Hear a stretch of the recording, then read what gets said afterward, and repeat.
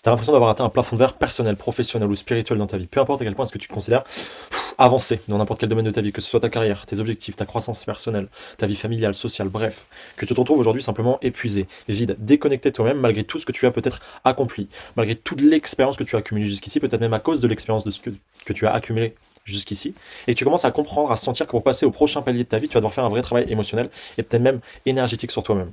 Alors cette vidéo, elle va littéralement changer le programme de tes prochains mois. Je vais te montrer exactement pourquoi, même si ta vie, elle paraît bien sur le papier, elle ressemble beaucoup plus à quelque chose que tu subis plutôt que quelque chose que tu choisis. Pourquoi est-ce que tu n'arrives pas à profiter autant de tes moments libres? Pourquoi est-ce que ton repos n'est pas si régénérateur? Pourquoi est-ce que tu vis dans des schémas culpabilisants, énergivores? Pourquoi est-ce que tout ce que tu as essayé d'apprendre, de mettre en place jusqu'ici pour améliorer ta vie et te sentir mieux, bah ça tient pas dans le temps? Pourquoi ton cerveau il s'arrête jamais? Pourquoi tu vis constamment dans l'urgence, dans une forme de pression, de stress? Pourquoi est-ce que tu as l'impression de réussir objectivement, que ce soit au niveau de tes revenus, de tes projets, de ton statut social, mais que tu te sens toujours vide à l'intérieur? Pourquoi ta vie reste insatisfaisante? Pourquoi tes relations empathisent? Pourquoi ta vie pro-perso empathie? Pourquoi tout ça t'arrive et pourquoi t'as pas l'impression de progresser et t'as juste l'impression de faire Dieu sur place? Pourquoi est-ce que l'avenir reste oppressant? Toutes ces choses-là, tous ces sujets, on va les travailler là maintenant, on va en parler à travers tout ce que j'ai envie de te partager.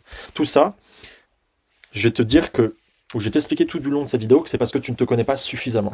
Mais derrière ça, je vais te parler de pression émotionnelle stockée, de régulation du système nerveux et de spiritualité aussi, mais si on va beaucoup aborder ça à travers un œil scientifique. Je te détaille le sujet dans pas longtemps, dans quelques minutes, ok? Ça fait très marketing, vraiment j'en ai conscience, mais j'ai vraiment envie, alors, d'aborder le plus de sujets, de choses possibles, en le moins de temps possible, 20 minutes max dans ma tête, je me dis 25 minutes, ce serait exceptionnel. J'ai aussi un cadeau à te proposer à la fin, donc reste vraiment sur cette vidéo, prends ce temps pour toi aussi, parce que c'est vraiment quelque chose que j'ai mais vraiment envie de te partager, et c'est vraiment quelque chose qui a littéralement changé ma vie de A à Z. Donc j'ai envie de te dire que vraiment, si tu regardes cette vidéo jusqu'au bout, je te garantis que tu vas comprendre exactement ce qui te maintient dans cet état, dans cette situation actuelle, et comment commencer à t'en sortir concrètement, ok?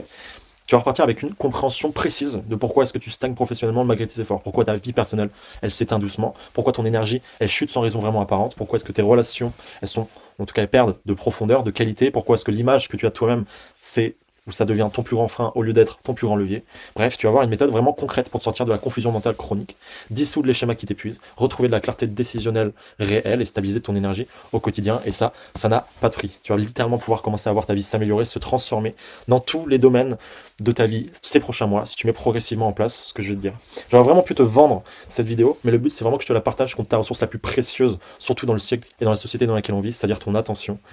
Pourquoi moi je te parle de ça? Parce que j'ai vraiment subi cette situation personnelle. Je vivais dans des cycles d'insatisfaction permanente, je m'auto-sabotais, ou alors quand j'arrivais à pousser quelque chose ou aller loin dans quelque chose, je finissais tout le temps par me sentir vide, insatisfait, non excité par ce qui m'attendait, et je finissais littéralement par revenir en arrière, par me condamner à ne jamais réussir à poser des briques dans le temps qui me permettent de construire une maison dont je suis vraiment fier et qui m'amenait simplement juste à me condamner, à traîner derrière moi mes casseroles, mes habitudes, toutes ces choses-là. En tout cas, c'était jusqu'à ce que je sache, ce que j'apprenne, ce que je découvre en fait, tout ce que je vais te partager, toutes les connaissances, toutes les méthodes qui m'ont le plus aidé. Car ces 2 dernières années, j'ai vraiment fait un travail là-dessus. L'objectif c'était vraiment à la base de comprendre comment apaiser mon esprit, comment sortir de ma tête. Pour ça, j'ai été accompagné par plus de 7 praticiens différents, que ce soit des thérapeutes, des coachs, des experts, donc du système nerveux, de l'énergie, de choses dont je vais te parler là. J'ai investi plus de 14 000 euros juste dans ce sujet-là, dans des accompagnements, des immersions, des expériences de transformation. J'ai lu une vingtaine d'ouvrages sur les neurosciences, la spiritualité, la psychologie. J'ai testé suffisamment de choses pour savoir ce qui, personnellement, moi, m'a vraiment aidé à changer et ce qui ne m'a, au contraire, pas aidé à changer. Voilà. Donc je viens d'un parcours d'ingénieur, ce sera pas lunaire, ce que je vais te raconter, c'est vraiment scientifique et j'ai vraiment envie d'appuyer sur ce point parce que c'est pas incompatible avec un mode de vie entre guillemets conventionnel. C'est inimaginable le temps que tu vas gagner maintenant. Bref, on est parti et j'arrête d'introduire ce sujet plus longtemps. Ce qu'il faut que tu comprennes, c'est que déjà j'ai besoin de poser un contexte sur la société dans laquelle on vit. Est-ce que ça va? Ouais, c'est bon. Ça va bugger un petit peu, mais c'est pas grave. On vit aujourd'hui. Wow, on va y arriver. Aujourd'hui, on vit dans une société de flux incessant, c'est-à-dire qu'on n'a jamais eu autant d'accès à l'information aux autres qu'aujourd'hui. Tu surconsommes, tu surinteragis, et ça t'amène à te comparer de manière permanente et excessive. C'est-à-dire qu'il y a de nombreux phénomènes psychologiques que tu utilises, de nombreux mécanismes de résistance que du coup tu es amené à utiliser plus souvent pour fuir une certaine forme de réalité. On peut parler de mécanismes de résistance comme la répression par la fuite, qui nous permet aujourd'hui, à travers l'accès aux distractions faciles, au plaisir immédiat, d'échapper à toute forme de conscience de soi. Ça a un vrai impact par la suite. Ce qu'il faut que tu retiennes, c'est que tes interactions sociales et technologiques, elles deviennent permanentes. On a beaucoup plus d'accès, d'abondance à l'information aux autres qu'aujourd'hui. Avant, on pouvait avoir une vie sociale, entre guillemets, et rentrer le soir chez soi et prendre du temps pour soi, avoir accès à cette forme de solitude dont on a vraiment besoin, que l'on soit extraverti ou introverti dans notre quotidien. Aujourd'hui, c'est plus du tout le cas. On n'a plus du tout l'occasion d'être aussi seul qu'avant, et c'est quelque chose qu'on doit faire de manière intentionnelle, mais qu'on ne fait pas assez régulièrement. C'est très difficile. Juste un peu comme avant, il n'y avait pas de lumière le soir, donc du coup, on suivait les rythmes du soleil, de la journée, toutes ces choses-là. Aujourd'hui, on est obligé de le faire toujours de manière intentionnelle et contrôlée. Mais beaucoup de temps, beaucoup de gens, pardon. Ok, il y a un problème de stockage, c'est pas grave, ça a coupé, je reprends. Ce que je disais, c'est que du coup, plus qu'on doit le faire par nous-mêmes, c'est plus difficile de se mettre la discipline de le faire, entre guillemets. D'avoir ces temps d'accès à soi, ces temps de solitude. Du coup, ça crée beaucoup plus donc, de phénomènes négatifs que de phénomènes positifs. On est beaucoup plus absorbé par nos responsabilités, nos contraintes et par le rythme de la vie en elle-même. Et du coup, ça nous pousse à donc, interagir beaucoup plus et à rentrer dans un paradigme de consommation plutôt que de création. C'est-à-dire que ça devient très difficile de penser par et pour soi-même. On commence à penser, pour la plupart d'entre nous, exclusivement par les autres, simplement parce qu'on interagit beaucoup plus avec les autres. Et du coup, ça nous amène à nous tourner vers l'extérieur pour essayer de trouver des réponses à des questions, des solutions à des problèmes que l'on pourrait trouver à l'intérieur de nous si on était un peu plus réceptif à ce qui existe à l'intérieur de nous parce que nous ne sommes pas des coquilles vides. Pourquoi? Parce que nos interactions, elles nous influencent. Et plus on interagit avec l'extérieur, plus on est susceptible, en tout cas une grande partie de notre temps, d'utiliser l'information qui se trouve à l'extérieur de nous, plutôt que de se recentrer littéralement et d'accéder à cette forme de connaissance qui se trouve à l'intérieur de soi et qui est en général beaucoup plus bénéfique, beaucoup plus positive, qui est tout aussi intéressante en tout cas que les informations qui se trouvent à l'extérieur. En tout cas, c'est toujours une synergie, une cohérence. On a besoin des deux, mais les deux doivent coexister. On doit laisser de l'espace aux deux et du coup, on doit mettre des pratiques en place qui nous permettent de laisser coexister ces deux formes d'accès et d'utilisation de la connaissance. Okay, ça, c'est un coût émotionnel important. Ça crée une forme de paralysie. Le système, il favorise pas l'élévation de la conscience, même si je pense qu'aujourd'hui, de plus en plus, et qu'on va être de plus en plus amené dans les prochaines années, du coup, à se concentrer sur ce genre de sujet parce qu'on atteint un plafond ou un niveau de progrès technologique et humain dans notre vie qui pourrait me laisser penser que ça pourrait s'améliorer. En tout cas, aujourd'hui, on est quand même dans un paradigme de production, une valorisation de l'occupation. Okay, c'est-à-dire qu'on vit pour la plupart coincé donc du coup dans ce rythme de vie, dans ces responsabilités, dans ces contraintes, dans ces choses qui sont entre guillemets superficielles, dans ces urgences, c'est pas du tout ce qui est important. Donc on vit conditionné entre de la peur, de la culpabilité, la hustle culture, la culture de l'effort, dans des émotions qui sont très négatives, très matières, qui nous enferment dans ce paradigme de la vie qui est très limité. On vit dans un paradigme littéralement de survie. On court après quelque chose, on vit dans le manque, dans le besoin, on vit dans tout un tas de schémas, voilà, en pensant que la supériorité, la différence, la supériorité elle existe par exemple. Il y a tout un tas d'illusions dans lesquelles on vit, qui ne permet pas justement donc de vivre, qui nous entraîne à rester et à coexister dans ce paradigme de survie-là. Bref, alors que la plupart des grands enseignements, la plupart des recherches scientifiques, la plupart des découvertes spirituelles majeures, elles convergent toujours vers la même idée. C'est que la vie, elle est faite pour être vécue consciemment, intensément, librement, intentionnellement. Et ce mot-là, il est super important. Derrière ça, j'entends le fait de canaliser le plus d'émotions positives. Donc, à l'inverse de vivre dans ce paradigme de survie, d'accéder à des dimensions supérieures, donc de conscience, parce que les dimensions de conscience sont liées à nos fréquences et aussi aux émotions que l'on ressent, donc du coup à différents secteurs émotionnels pour rendre notre existence beaucoup plus intéressante pour nous et pour les autres. Okay, la société n'est pas faite directement pour ça, mais aujourd'hui c'est un cadeau, c'est qu'on est tellement évolué que dans nos sociétés, en tout cas occidentales, on a l'opportunité de le faire par nous-mêmes. Ça demande un vrai travail de déconnexion au monde, de reconnexion à soi, d'introspection, de recul, mais c'est possible. Okay, la conscience, c'est vraiment quelque chose de super important. On va pas rentrer en profondeur. La conscience, c'est ce qui est le point de départ, ce qui est à l'initiative de la construction d'un système de vie qui l'entretient. Et c'est l'accès, enfin je vais lire ça et après je vous explique ce que ça veut dire, mais c'est l'accès même à ces plans de conscience supérieure et la validation même de l'existence de ces plans de conscience supérieure-là par l'expérience qui nous fait comprendre que c'est aussi la finalité même de l'existence du système de vie. C'est-à-dire qu'on vit dans un éternel instant présent en réalité. La conception du temps elle est totalement biaisée et qu'on est entre guillemets enfermé dans cette boucle intemporelle de désir. On désire des choses, on espère du coup trouver des réponses, trouver des solutions donc à des problèmes que l'on a.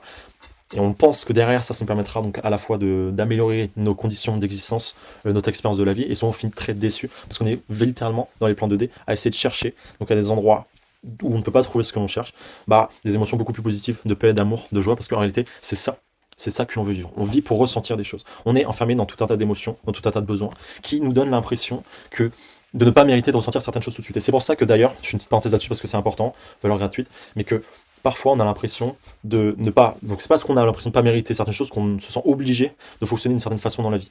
Tu vas te fixer des objectifs dans le but, in fine, si tu te dis pourquoi, ou tu as besoin de certaines choses, et que si in fine tu te demandes pourquoi, c'est toujours pour ressentir quelque chose. Je veux me sentir plus accompli, plus en paix, plus aimé, bref, plus fier de moi. Tout ça, c'est lié donc à des émotions. Quand tu comprends que ces émotions-là, tu peux les ressentir dès maintenant. Du coup, tu t'évites de passer 10 ans à essayer de poursuivre des objectifs qui ont juste pour but de te faire ressentir ce genre d'émotions. Et à ce moment-là, tu découvres que non seulement tu as fait un saut dans le temps, mais tu peux enfin passer du temps à faire ce qui est réellement important pour toi. Ok ? Bref, je reste là-dessus.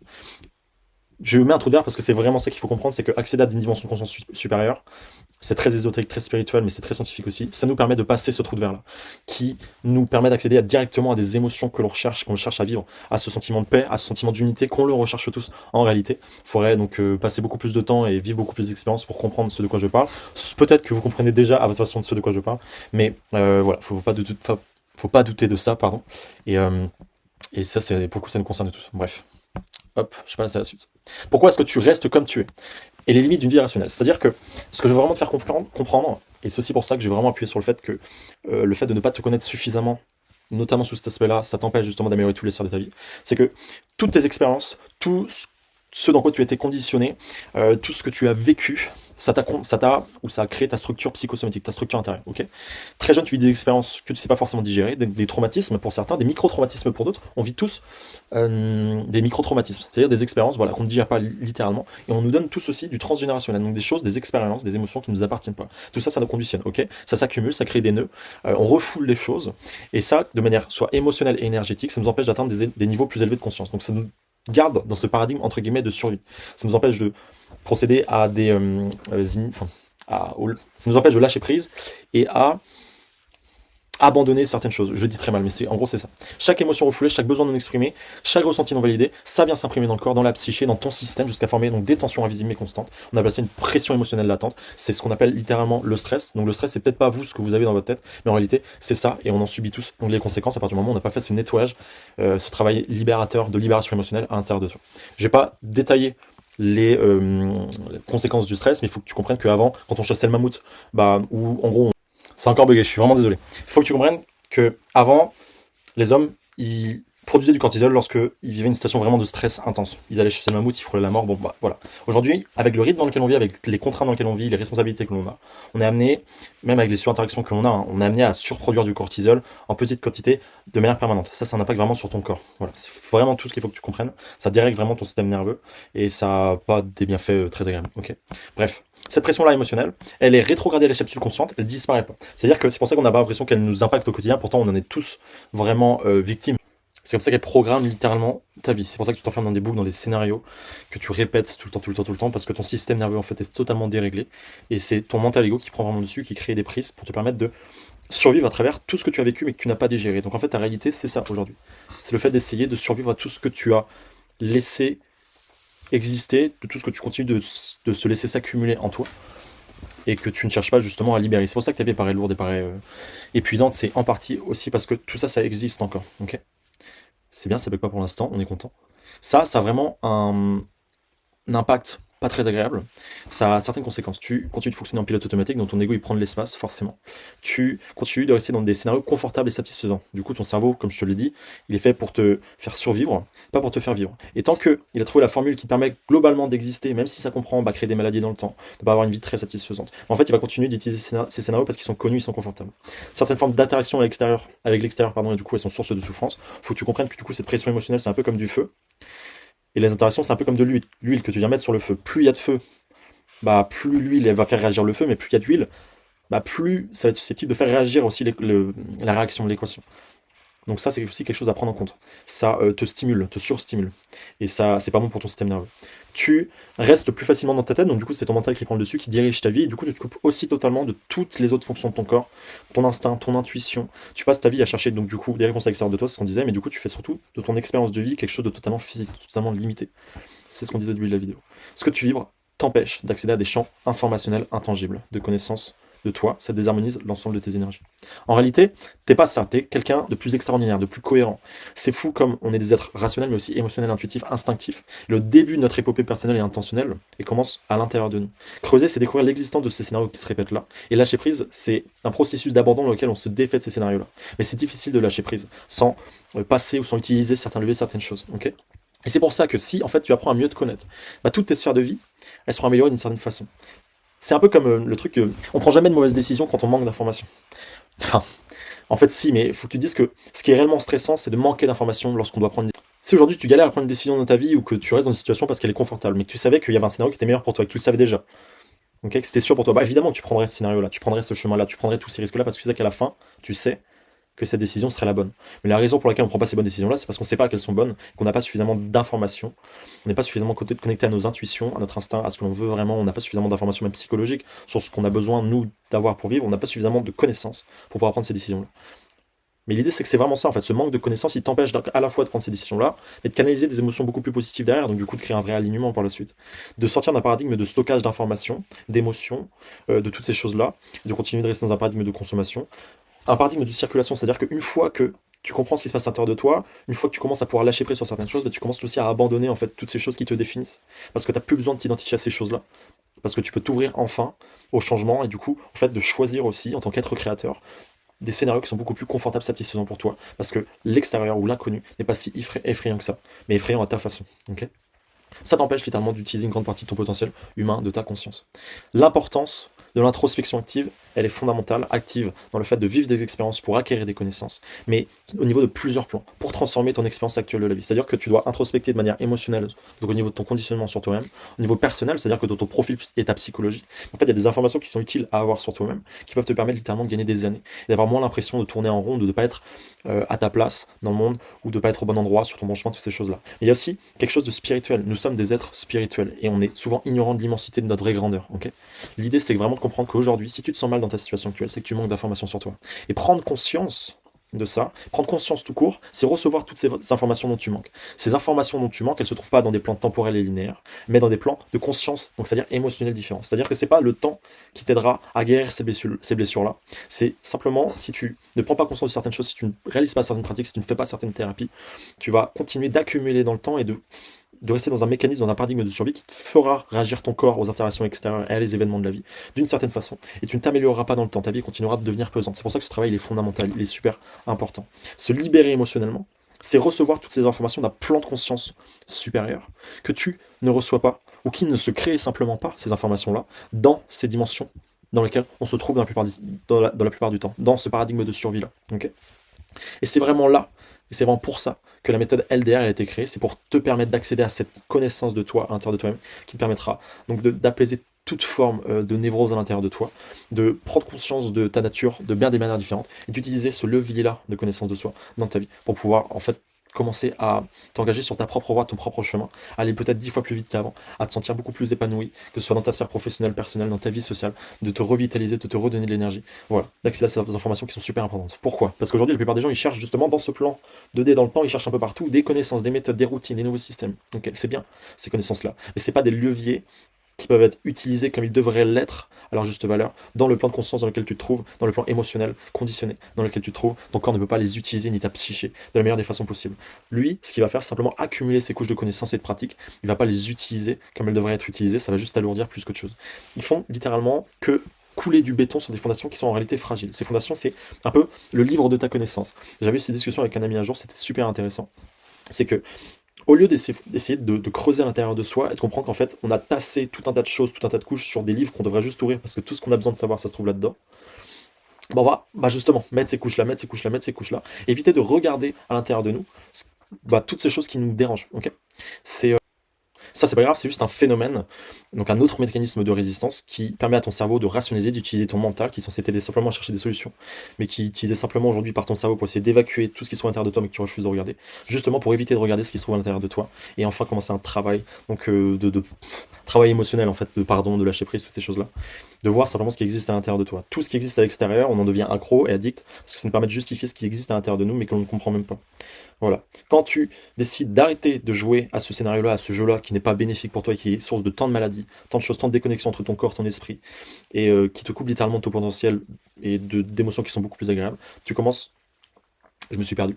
Bah, tu commences littéralement à changer. Je crois que c'est ça, c'était dans ce sens-là que j'ai dit cette phrase. Bref, l'idée c'est que tant que tu restes dans ta tête, tant que tu restes à essayer de contrôler les choses, planifier, en fait réagir à tous les blessures que tu as par des comportements qui sont obsessionnel entre guillemets ou protecteur, mais de la mauvaise façon, bah, tu contournes le seul endroit où la vraie transformation elle peut se produire, c'est-à-dire dans ton corps et dans ton cœur, surtout pas dans ta tête.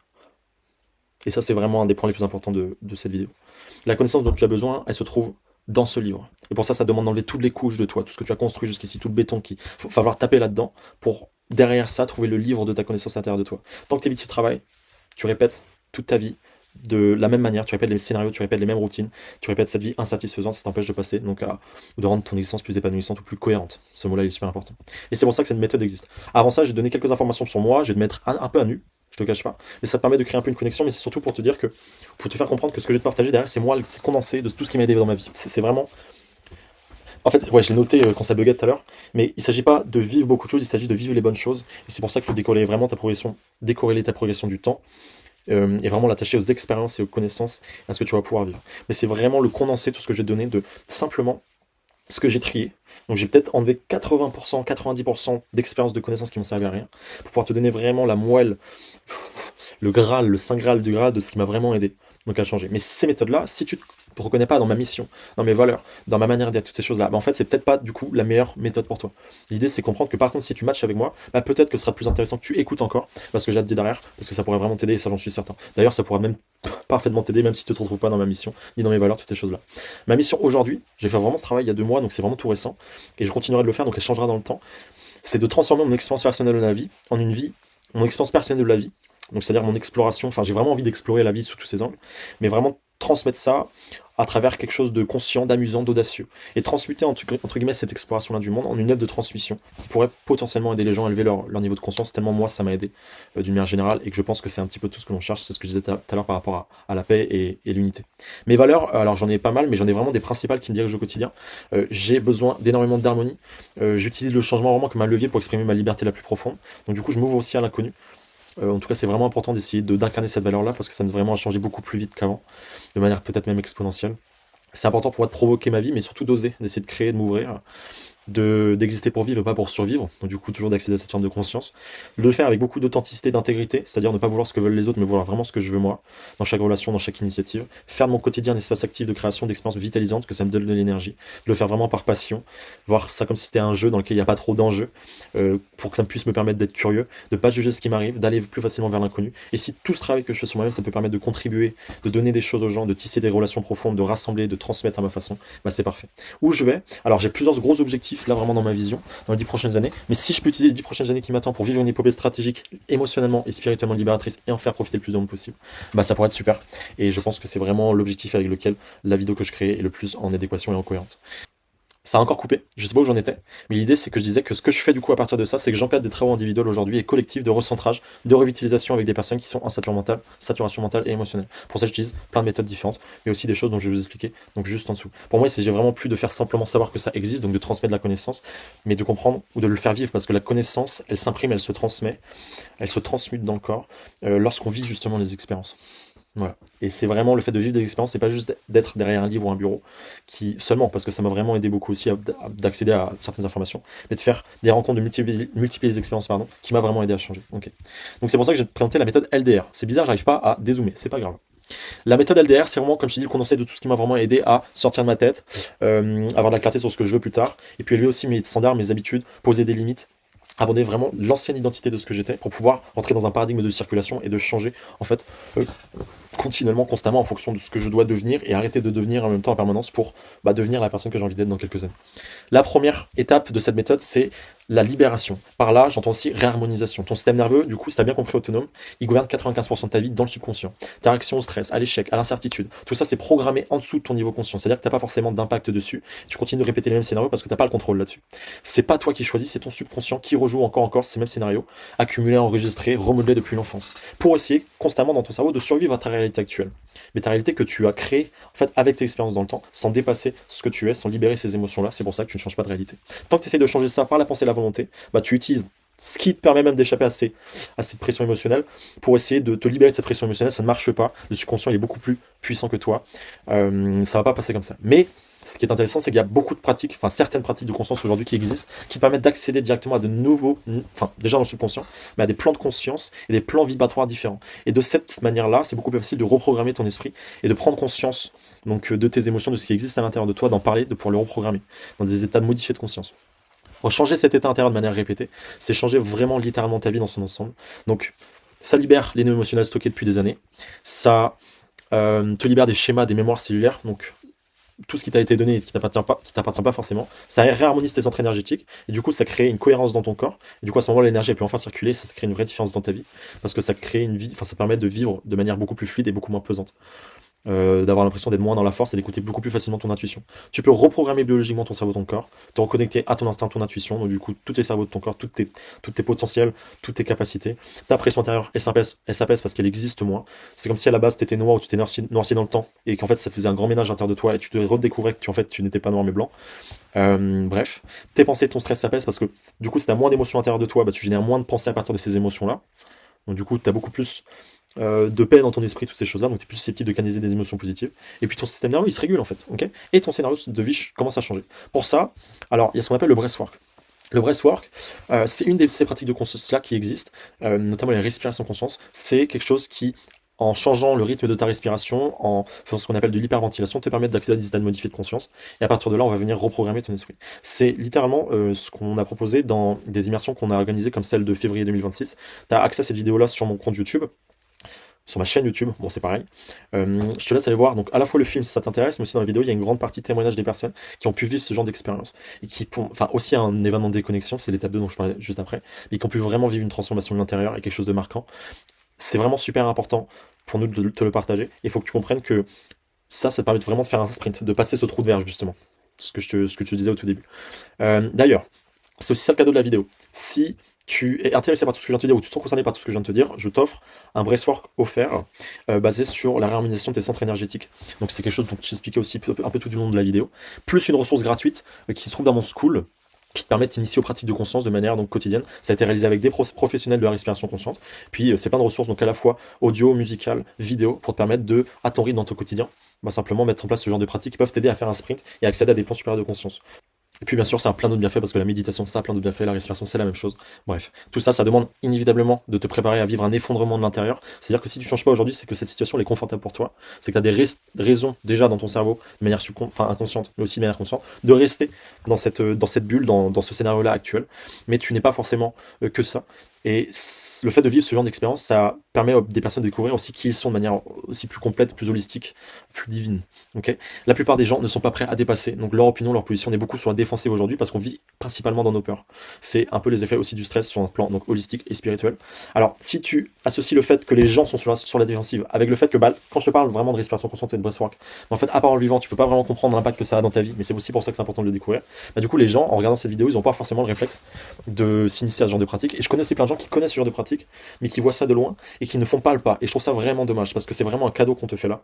Il faut vraiment que tu t'en saisisses, il faut vraiment que tu découvres ce que c'est au moins une fois dans ta vie et que tu comprennes si ça peut vraiment t'aider. Et c'est très complémentaire à toute forme de thérapie, toute forme de travail, toute forme d'accompagnement. Enfin voilà. C'est effrayant, mais ce qui se trouve derrière est bien plus grand que ce que tu imagines. Donc je t'invite vraiment à découvrir ça. Deuxième partie de la méthode, déconnexion, mais aussi désollicitation. Ce que je te disais tout à l'heure, c'est qu'on vit dans une société qui te vend donc de la connexion permanente, dans laquelle tu surinteragis, il y a vraiment des phénomènes d'infobésité, notification, stimulation, accès au plaisir immédiat, aux distractions, tout ça, ça impacte ton système nerveux et ça le fait bouillir, alors que déjà il est très occupé à gérer toute cette forme de pression émotionnelle. C'est vraiment mettre de l'huile, de l'eau sur le feu qui existe à l'intérieur de toi, c'est pas te faire du bien du tout. Dans ces états-là, il n'y a aucune transformation profonde qui n'est possible.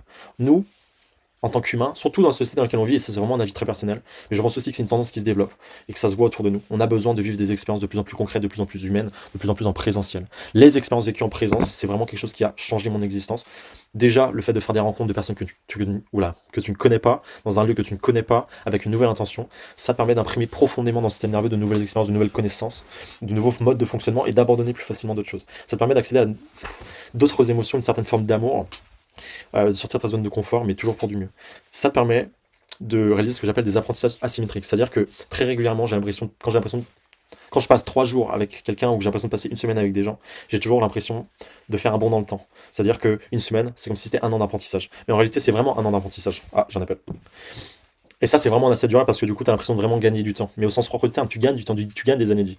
En faisant des rencontres, en investissant sur toi-même, en fait, ces échanges-là de valeur, tu fais circuler de l'argent, tu fais circuler de l'énergie, tu fais circuler de la chance aussi quelque part, tu crées ta propre chance, et ça te permet de croître et de te complexifier de manière accélérée.